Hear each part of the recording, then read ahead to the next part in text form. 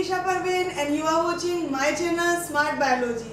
Sorry students, कुछ दिनों से हमारी जो क्लासेस हैं वो कंटिन्यू नहीं हो पा रही हैं due to some reasons. I know आप मेरी क्लासेस को बहुत मिस कर रहे होंगे, तो अब से हम कंटिन्यू करेंगे. जो हम पढ़ रहे थे उसे कंटिन्यू करेंगे. जैसे कि मैं हमेशा बोलती हूँ, please like, share and subscribe my channel. Bell icon पर ज़रूर क्लिक करें फॉर एनी अपडेट, और इसी तरह से आप मुझे सपोर्ट करते रहें और मेरी क्लासेस पढ़ते रहें.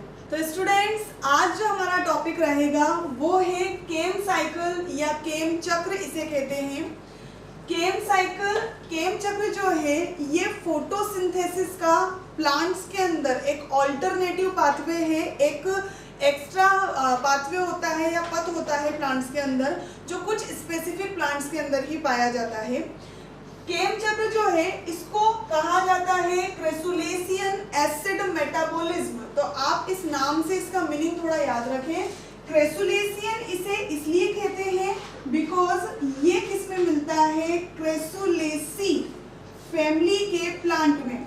क्रेसुलेसी फैमिली के प्लांट के अंदर इस तरह का जो पाथवे है इसे डिस्कवर किया गया, इसलिए इसको क्या कहते हैं, क्रेसुलेशियन एसिड मेटाबॉलिज्म. इसलिए कहा जाता है क्योंकि यहाँ पर क्या होता है, कुछ स्पेसिफिक एसिड्स या अम्लों का फॉर्मेशन होता है.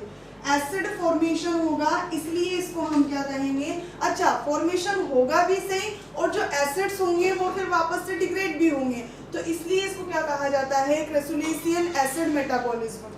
अब क्रेसुलेसी फैमिली क्या है एक्चुअल में. क्रेसुलेसी फैमिली के जो प्लांट होते हैं, आपने सुना होगा, पढ़ा होगा, जो एंजियोस्पर्म प्लांट्स हैं, एंजियोस्पर्म प्लांट्स को डिफरेंट फैमिलीज में डिवाइड किया गया है, और उसी के बेसिस पर हम क्या करते हैं, एंजियोस्पर्म प्लांट्स की स्टडी करते हैं. तो ऐसे ही क्रेसुलेसी फैमिली के प्लांट होते हैं. इन प्लांट का एक स्पेसिफिक कैरेक्टरिस्टिक है, एक विशेष लक्षण है, और वो लक्षण क्या होता है, इस लक्षण को आपको याद रखना है. इनका जो स्पेसिफिक कैरेक्टरिस्टिक है दैट इज देयर स्टोमेटा. इनके जो रंध्र होते हैं, ये रंध्र क्या है, इनका विशेष लक्षण. अब स्टोमेटा में क्या स्पेसिफिक है, इनके जो स्टोमेटा हैं दे आर स्कोटो एक्टिव. ये आपको याद रखना है, स्कोटो एक्टिव. हिंदी में इनको कहा जाता है तिमिर सक्रिय, और तिमिर का मतलब क्या होता है, डार्क या फिर अंधेरा, अंधकार. तो ये जो प्लांट्स होंगे, इन प्लांट्स के जो स्टोमेटा होंगे they are scoto active. Means इनके स्टोमेटा, जैसे हम जनरली पढ़ते हैं कि स्टोमेटा ओपन होते हैं और स्टोमेटा क्लोज होते हैं, दो प्रोसीजर्स होते हैं. जनरली कोई भी प्लांट है तो उस प्लांट के अंदर जो स्टोमेटा हैं वो क्या होते हैं, दिन में ओपन रहते हैं और नाइट में क्लोज हो जाते हैं, क्योंकि लाइट उनको दिन में मिलती है, फोटोसिंथेसिस करना होता है, गैसियस एक्सचेंज करना होता है, तो उसके लिए उनके जो स्टोमेटा है वो दिन में ओपन होते हैं. बट जो क्रेसुलेसी फैमिली है या जो स्कोटो एक्टिव प्लांट्स हैं, तिमिर सक्रिय पौधे हैं, उनके जो स्टोमेटा हैं, स्टोमेटा ओपन कब होंगे, नाइट में ओपन होंगे. ठीक है, कब ओपन रहेंगे, नाइट में. रात्रि में तो ओपन रहेंगे, और क्लोज कब होंगे, ये डे टाइमिंग में क्लोज हो जाएंगे, दिन में क्या रहेंगे, क्लोज्ड रहेंगे.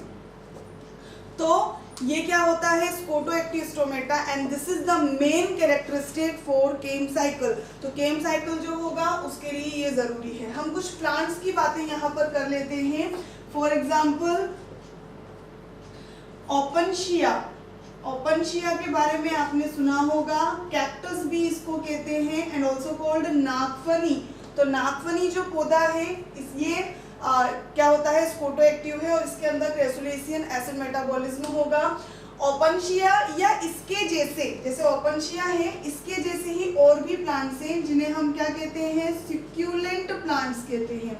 तो जो सक्यूलेंट प्लांट हैं, मांसल पौधे हैं, उनके अंदर आपको ये प्रोसीजर मिल सकता है. यूफोर्बिया की भी कुछ स्पीशीज ऐसी हैं जिनके अंदर क्या होता है, केम साइकिल. कुछ के अंदर हमने पढ़ा C4 साइकिल होगा, और कुछ स्पीशीज ऐसी होती हैं जिसके अंदर क्या होता है, केम साइकिल. तो जैसे ओपनशिया की हमने बात की है, ये एग्जाम्पल है किसका, केम साइकिल का. इसके अंदर केम साइकिल होगा. अब ये जो सक्यूलेंट प्लांट्स हैं, केम साइकिल होने का रीजन सिर्फ स्कोटो एक्टिव होना ही नहीं है, और भी रीजंस होते हैं.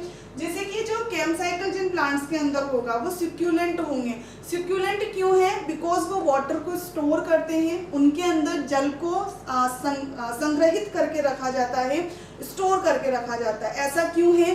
क्योंकि ये जो प्लांट्स हैं ये हाईएस्ट एक्सट्रीम कंडीशन में मिलते हैं। तो जैसे ओपनशिया है, ओपनशिया की तरह और भी प्लांट्स होते हैं जैसे कि यूफोर्बिया, स्पर्ज, यूफोर्बिया स्पर्ज नाम की जो स्पीशीज है यूफोर्बिया की, इसके अंदर क्या होगा? केम साइकिल। ऐसे और भी प्लांट्स हैं, फॉर एग्जांपल पंपकिन है, रेड पंपकिन या कद्दू जिसे हम कहते हैं, तो इसके अंदर भी क्या होता है? Crustacean acid metabolism. तो ये जो एसिड मेटाबॉलिज्म है इसका रीजन क्या है? एक रीजन हमने बताया कि फोटोएक्टिव प्लांट्स रहेंगे। इसके अलावा ये जो प्लांट्स होते हैं ये सक्यूलेंट प्लांट्स होते हैं या फिर मांसल पौधे होते हैं। जरूरी नहीं है कि हर मांसल पौधे में ऐसा हो, बट जनरली क्या होगा? ये मांसल पौधे होंगे तो ये एक्सट्रीम टेम्परेचर में मिलते हैं, मीन्स जहाँ पर टेम्परेचर ज़्यादा होगा उन जगहों पर मिलते हैं, तो इन्हें वाटर होल्ड करना होता है। अब अगर दिन में ये स्टोमेटा ओपन कर लेंगे तो इनका जो वाटर है वो बाहर निकल जाएगा वाष्पोत्सर्जन या ट्रांसपिरेशन के द्वारा, मीन्स वाटर लॉस ज़्यादा होगा। इसलिए ये प्लांट्स क्या करते हैं कि जो स्टोमेटा है उन्हें दिन में तो क्या कर लेते हैं? बंद कर लेते हैं, जिससे कि हाई टेम्परेचर में इनसे वाटर लॉस या जल की हानि नहीं होती है। और रात्रि में ये क्या करते हैं? अपने स्टोमेटा को ओपन कर लेते हैं। रात्रि में टेम्परेचर जो है वो कम हो जाता है, जिससे कि वाटर लॉस होगा भी तो इतना ज़्यादा वाटर लॉस नहीं होगा। तो ये क्या होते हैं? केम साइकिल के लिए प्लांट्स, इन्हें हम केम प्लांट्स भी कहते हैं। ये चीज़ तो हुई कि प्लांट्स किन प्लांट्स के अंदर होगा और किस तरह से। अब हम बात करते हैं कि क्रस्टेशियन एसिड मेटाबॉलिज्म एक्चुअल में होता कैसे है। तो इसका मैकेनिज्म इम्पॉर्टेंट है, याद रखिएगा आप ये ज़रूर याद रखिए कि जो केम प्लांट्स होते हैं उनके अंदर C4 और C3 दोनों तरह के साइकिल होते हैं। प्रोसीजर वही है, बस थोड़ा सा डिफरेंस है, तो इसलिए आप इसको याद रखें। देखिए स्टूडेंट्स, तो हम बात करते हैं अब यहाँ पर केम साइकिल या केम चक्र का मैकेनिज्म किस तरह से कंप्लीट प्रोसीजर्स होते हैं। हमने कहा कि केम साइकिल जो है वो फोटोएक्टिव प्लांट्स में होता है। फोटोएक्टिव प्लांट्स ऐसे प्लांट्स हो गए तिमिर सक्रिय जिसके अंदर जो स्टोमेटा है, ये स्टोमेटा क्या है? ओपन रहेंगे, बट ओपन होने का जो टाइमिंग है वो कब का होगा? नाइट का रहेगा, रात्रि में होगा। रात्रि में ही स्टोमेटा ओपन रहेंगे, जिससे कि ये gas exchange, water loss, transpiration, वाष्पोत्सर्जन जो भी क्रिया है वो सब कब करते हैं? नाइट में करते हैं। ठीक है, इसी तरह से क्या होगा? दिन का टाइम जब होगा, दिन के टाइम पर टेम्परेचर होता है ज़्यादा, इसलिए इनके जो स्टोमेटा है ये किस तरह के रहेंगे? क्लोज्ड। तो आप देखें रात्रि में, नाइट में स्टोमेटा इनके ओपन है। जब नाइट में स्टोमेटा ओपन होते हैं तो ये क्या करते हैं? गैस एक्सचेंज करते हैं, मींस एटमॉस्फेयर से जो CO2 है इसको लेकर आते हैं। और जैसे कि मैंने आपको कहा है कि वाटर लॉस भी इनके अंदर होता है, तो ये वाटर लॉस कब होता है? नाइट में ही होगा। वाटर लॉस थोड़ा बहुत होगा क्योंकि टेम्परेचर रहता है, लेकिन वो कब होगा? नाइट में। तो इतना ज़्यादा नहीं होगा जितना कि दिन में होता है। रात्रि में ये प्लांट्स क्या करते हैं? नाइट में ये प्लांट जो स्टोमेटा, जो CO2 है, CO2 को फिक्स कर लेते हैं थ्रू ओपन स्टोमेटा, खुले हुए रंध्रों के द्वारा। इसी तरह से जो दिन का टाइम होता है, दिन के टाइम पर इन प्लांट्स के अंदर क्या होगा? ना तो कोई गैस एक्सचेंज हो पाएगा और ना ही वाटर का लॉस हो पाएगा, क्योंकि इनके स्टोमेटा कैसे रहते हैं? क्लोज्ड होते हैं, बंद रहते हैं। ठीक है, तो एक तो आपको ये चीज़ याद रखनी है कि इस फोटोएक्टिव प्लांट्स के अंदर ये केम साइकिल होगा और इस तरह से होगा। अब होता क्या है उसके बारे में हम बात करते हैं। फॉर एग्जाम्पल ये एक सेल है जिसके अंदर इस तरह का केम साइकिल हो रहा है। होगा क्या? ये जो CO2 है, ये CO2 आ जाती है कहाँ पर? प्लांट की सेल के अंदर। प्लांट की सेल में कहाँ पर आएगा? ये साइटोसोल में। कहाँ पर आती है? साइटोसोल या फिर कोशिका द्रव्य में। कोशिका द्रव्यों के अंदर ये जो CO2 है इसको फिक्स किया जाता है और ये CO2 यहाँ पर वाटर से रिएक्शन करके क्या बनाती है? Bicarbonate ion. तो आपको ये भी याद रखना है कि यहाँ पर बाइकार्बोनेट आयन बनते हैं। जब रात्रि में नाइट में CO2 को फिक्स किया जाता है तो ये जो कंप्लीट प्रोसीजर होगा इसमें फाइनली एक एंड प्रोडक्ट बनेगा, एक उत्पाद बनेगा जो कि एक एसिड होता है, एक कार्बनिक एसिड है, एक कार्बनिक अम्ल है।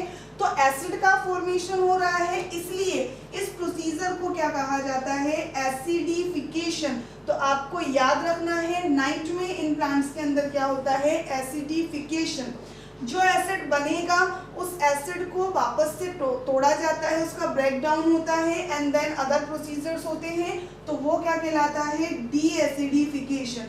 तो आपको एक ये चीज याद रखनी है एग्जाम के लिए कि नाइट में तो क्या होता है, acidification means formation of acid, और दिन में क्या होता है यहाँ पर डीएसिडिफिकेशन। आगे चलते हैं हम। जो बाइकार्बोनेट आयन है, ये बाइकार्बोनेट आयन साइटोसोल में ही, कोशिका द्रव्य के अंदर ही रिएक्शन करते हैं विद PEP। हम ऑलरेडी इसकी बात कर चुके हैं C4 साइकिल में कि C4 साइकिल में PEP फोस्फोइनोल पायरुविक एसिड जो कि 3 कार्बन का कंपाउंड है, ये 3 कार्बन का कंपाउंड होता है और ये कौन सा साइकिल कहलाता है, C4 साइकिल। तो आपको ये भी याद रखना है कि जब दिन के टाइम पर एसिडिफिकेशन होगा तो कौन सा साइकिल रन होगा, C4 साइकिल रन होगा। ये चीज आपको याद रखनी है। तो क्या होगा, जो PEP है फोस्फोइनोल पायरुविक एसिड है, इसके साथ में ये बाइकार्बोनेट आयन बाइंड होंगे। आप देख सकते हैं 3 कार्बन, 1 कार्बन है, दोनों मिल जाते हैं और एक 4 कार्बन का सब्सटेंस बनाते हैं ऑक्जेलो एसिटिक एसिड, जिसके पास कितने कार्बन हैं, 4 कार्बन है। ठीक है, तो ये जो PEP ऑक्जेलो एसिटिक एसिड बना रहा है, यहाँ पर हमें याद रखना है कि एक एंजाइम काम आएगा जिसका नाम है PEP carboxylase, same as C4 cycle जो हम पढ़ चुके हैं। तो यहाँ पर PEP कार्बोक्सिलेज बनेगा। ऑक्जेलो acetic acid is the first stable compound in C4 cycle. ऑक्जेलो acetic acid C4 चक्र का प्रथम स्थायी उत्पाद है, इसलिए इसको C4 साइकिल कहेंगे। बट यहाँ पर क्या हो रहा है, इस C4 साइकिल के थ्रू एसिडिफिकेशन या अम्लीकरण की क्रिया होगी। ऑक्जेलो एसिटिक एसिड के पास 4 कार्बन है, ये क्या करेगा, यहाँ पर मैलेट बनाएगा। क्या बनाएगा, मैलेट, बिल्कुल वैसे ही जैसे हमने C4 में पढ़ा। ऑक्जेलो एसिटिक एसिड से मैलेट बनने के लिए रिक्वायरमेंट होती है किसकी, हाइड्रोजन की, और वो हाइड्रोजन कौन देगा, NADH2। तो NADH2 जो है ये तो कन्वर्ट हो जाएगा NAD+ में, और इसके जो हाइड्रोजन है ऑक्जेलो एसिटिक एसिड से बाइंड होकर क्या बनाते हैं, मैलेट बनाते हैं।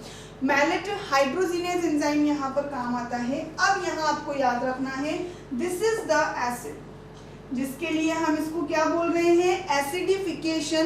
तो वो एसिड कौन सा है, मैलेट ही है। तो आपको ये चीज याद रखनी है, बिकॉज अगर आप कंपटीशन एग्जाम्स दे रहे हैं तो वहां पर आपको ऐसे ही क्वेश्चंस पूछे जाते हैं, आपको कंप्लीट प्रोसीजर नहीं पूछते हैं। तो मैलेट है, ये जो मैलेट है, ये मैलेट हम जानते हैं एक प्लांट सेल है। प्लांट सेल का लार्ज वॉल्यूम कौन कंटेन करता है, वैक्यूल कंटेन करती है। कौन कंटेन करता है, रिक्तिका। रिक्तिका सबसे ज्यादा जो वॉल्यूम है, आयतन है, उसको कवर करती है। तो जो स्टोरेज होता है एसिड्स का या कोई भी सब्सटेंसेस का, तो वो कौन करती है, वैक्यूल करती है। यहाँ पर भी यही होगा।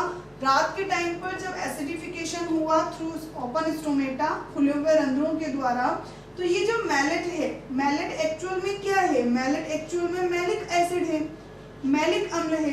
तो यहाँ पर जो मैलिक एसिड बना, मैलिक अम्ल बना, इसको स्टोर कर लिया जाता है कहाँ पर, वैक्यूल के अंदर। ये वैक्यूल के अंदर ऑल नाइट स्टोर रहेगा जब तक स्टोमेटा बंद नहीं हो जाते हैं या फिर जब लाइट नहीं आती है। तो मैलिक एसिड बन गया, स्फटिका में चला गया। हमने कहा कि ये PEP बना, बट ये PEP बना कहाँ से है, इसके बारे में हम बात कर लेते हैं। This is plant cell. तो इसके अंदर क्लोरोप्लास्ट भी तो प्रेजेंट होगा ना। तो जो क्लोरोप्लास्ट यहाँ पर प्रेजेंट होता है, हरित लवक प्रेजेंट होता है। हरित लवक के अंदर प्रेजेंट होते हैं ट्रायोज सब्सटेंसेस, जो कि एक्चुअल में किससे बनते हैं, स्टार्च से बनते हैं। ठीक है, ये सारी चीजें आपको याद रखनी है। स्टार्च क्लोरोप्लास्ट के अंदर फॉर्मेशन होगा। स्टार्च कहाँ से बनेगा, स्टार्च ग्लूकोज से बनेगा, और ग्लूकोज कहाँ से बनेगा, ग्लूकोज C3 साइकिल से बनेगा। तो दिन में जो स्टार्च बना, क्योंकि स्टार्च फॉर्मेशन कब होगा, दिन में होगा, तो दिन में यहाँ पर जो स्टार्च या जो शुगर बनी है, इस स्टार्च से क्या बनता है, ट्रायोज बनता है। ट्रायोज क्या है, ऐसी शुगर जिसके पास में कितने कार्बन हो, 3 कार्बन, या ऐसा सब्सटेंस जिसके पास 3 कार्बन हो। ये ट्रायोज साइटोसोल में चला जाता है, फोस्फेट से रिएक्शन करके क्या करता है, pyruvic acid, sorry phosphoenol pyruvic acid बनाता है। तो इस तरह से दिन में जो स्टार्च बना है या दिन में जो ग्लूकोज बना है वो पीईपी बनाएगा एंड देन ये साइकिल पूरा चलेगा। ये पूरा प्रोसीजर कब हो रहा है, ये पूरा प्रोसीजर हो रहा है जब स्टोमेटा ओपन है। स्टोमेटा कब ओपन है, नाइट में ओपन है। प्रोसीजर क्या हो रहा है, एसिडिफिकेशन, बिकॉज मैलिक एसिड का फॉर्मेशन है, और C4 साइकिल यहाँ पर रन हो रहा है, बिकॉज ये पूरी प्रोसीजर क्या है, C4 साइकिल। अब हम बात करते हैं ऐसे ही दिन में क्या होगा।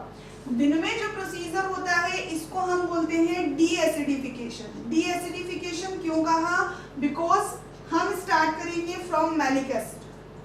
कहाँ से हमारा प्रोसीजर स्टार्ट होगा, मैलिक एसिड। मैलिक एसिड कब स्टोर हुआ था, नाइट में स्टोर हुआ था, रात्रि में, जिस टाइम पर क्या हुआ, एसिडिफिकेशन की प्रोसीजर हुई, स्टोमेटा ओपन थे, CO2 को फिक्स किया गया। तो ये मैलिक एसिड है। मैलिक एसिड प्रेजेंट कहाँ पर है, वैक्यूल में, विक्टिका में। तो ये भी आपको याद रखना है कि मैलिक एसिड कहाँ स्टोर होता है, वैक्यूल में स्टोर होता है। तो मैलिक एसिड जो है ये फर्दर प्रोसीजर करेगा किस तरह से, मैलिक एसिड से एक प्रोसीजर होता है जिसको हम बोलते हैं डीहाइड्रोजिनेशन। तो यहाँ पर क्या होगा, इससे डीहाइड्रोजिनेशन होगा। डीहाइड्रोजिनेशन मींस हाइड्रोजन रिलीज होंगे, कौन देगा, NADP। NADP बनाता है NADPH2 या NADPH+H+। तो ये हो गया। मैलिक एसिड से जब हाइड्रोजन रिलीज हुए, मैलिक एसिड कितने कार्बन का सब्सटेंस है, 4 कार्बन का। तो कार्बन तो यहाँ रिलीज नहीं हुआ है फिलहाल। तो क्या होता है, मैलिक एसिड से हाइड्रोजन रिलीज होते हैं, साथ ही यहाँ पर एक और एंजाइम काम आता है डी कार्बोक्सिलेज। और डी कार्बोक्सिलेज एंजाइम क्या करता है, CO2 को रिलीज करता है। अब यहाँ पर कार्बन रिलीज हो चुका है, ठीक है। तो डी कार्बोक्सिलेज की प्रेजेंस में CO2 रिलीज हुआ, डीहाइड्रोजिनेज की प्रेजेंस में NADH2 बन गया। तो मैलिक एसिड से कार्बन रिलीज होती है, कितने कार्बन दे गए इसके पास में, 3 कार्बन, और ये 3 कार्बन से बनाता है पायरुविक एसिड, ठीक है। तो इस तरह से ये पायरुविक एसिड बन जाएगा। अब ये जो CO2 है, ये CO2 कहाँ चली जाएगी, क्लोरोप्लास्ट में, क्योंकि जो पूरा प्रोसीजर है C3 साइकिल का वो कहाँ पर होता है, क्लोरोप्लास्ट में। तो यहाँ जो CO2 है, ये CO2 जाती है क्लोरोप्लास्ट में, और क्लोरोप्लास्ट में ये साइकिल रन करती है जिसे हम कहते हैं C3 साइकिल। तो C3 साइकिल के अंदर RUBP, आपको पता है RUBP CO2 से रिएक्शन करेगा, देन फॉस्फोग्लिसरिक एसिड बनाएगा, देन पूरा जो स्टार्च है वो बनाएगा। तो इस तरह से यहाँ पर C3 साइकिल होता है। और ये जो C3 साइकिल है, ये C3 साइकिल यहाँ पर क्या करता है, स्टार्च या फिर ग्लूकोज का फॉर्मेशन करेगा। ये स्टार्च या ग्लूकोज जो है दिन में स्टोर होगा। तो यहाँ से भी क्वेश्चन बनता है कि स्टार्च स्टोर कब होता है। स्टार्च जो है ये स्टोर होता है दिन के टाइम पर। कब स्टोर होगा, ये दिन के टाइम पर, जब स्टोमेटा क्लोज है, कोई गैस एक्सचेंज, कोई वाटर रिलीज नहीं हो रहा है। और ये स्टार्च ब्रेक डाउन कब होता है, नाइट के टाइम पर, रात्रि में, जब स्टार्च से ट्रायोज और देन फॉस्फोइनोल पायरुविक एसिड बनता है। तो इस तरह से ये कंप्लीट प्रोसीजर यहाँ पर होगा। तो आपको याद रखना है कि जो केम साइकिल है, केम चक्र है, एक तो स्कूटोएक्टिव प्लांट्स में है, ये इनका मेन फीचर है। सिक्यूलेंट प्लांट्स होते हैं, वाटर लॉस को कम करने के लिए ही ये दिन में क्या करते हैं, स्टोमेटा को बंद कर लेते हैं, नाइट में ओपन करते हैं। नाइट में जब CO2 को फिक्स किया जाता है तो उस टाइम पर एसिडिफिकेशन होता है, अम्लीकरण की क्रिया होती है, और ये क्या करते हैं, जो CO2 है उसको फिक्स कर लेते हैं एज मैलिक एसिड या फिर कार्बोनिक एसिड। कोई और एसिड भी बन सकते हैं, क्योंकि यहाँ पर वो एसिड कहाँ स्टोर होगा, वैक्यूल में स्टोर होगा। यहाँ से क्वेश्चन बन सकता है PEP कहाँ से आया, जो दिन में स्टार्च बना है वही आगे जाकर वापस से PEP बनाता है, बिकॉज एक साइकिल जो है वो कम्प्लीटली चलता रहता है। दिन के टाइम पर क्या होगा, जो डीएसिडिफिकेशन या विअम्लीकरण की प्रोसीजर है वो होगी। मैलिक एसिड डीएसिडिफिकेशन की प्रोसीजर होगी, मैलिक एसिड ब्रेकडाउन होगा और साथ में कार्बन रिलीज करेगा, एक 3 कार्बन का मॉलिक्यूल बनाएगा जिसे हम कहते हैं पायरुविक एसिड। जो CO2 रहा वो CO2 निकल कर क्लोरोप्लास्ट हरित लवक में जाता है और क्या करता है, C3 साइकिल के थ्रू शुगर का फॉर्मेशन करता है। तो इस तरह से आपका ये कैम साइकिल चलता है। ये एक ऑल्टरनेटिव पाथवे है स्टूडेंट्स फोटोसिंथेसिस का, जो कि सक्यूलेंट प्लांट में रहेगा। तो आज जो हमारा फोटोसिंथेसिस है वो ऑलमोस्ट कंप्लीट हो चुका है। आप इसी तरह से मुझे सपोर्ट देते रहिए, मेरे चैनल को लाइक शेयर और सब्सक्राइब करना ना भूलें। किसी भी तरह का आपको डाउट है इस टॉपिक से रिलेटेड तो आप प्लीज़ मुझे कमेंट सेक्शन में ज़रूर बताएं, अच्छा लग रहा है तो वो भी बताएं। Thank you so much for watching.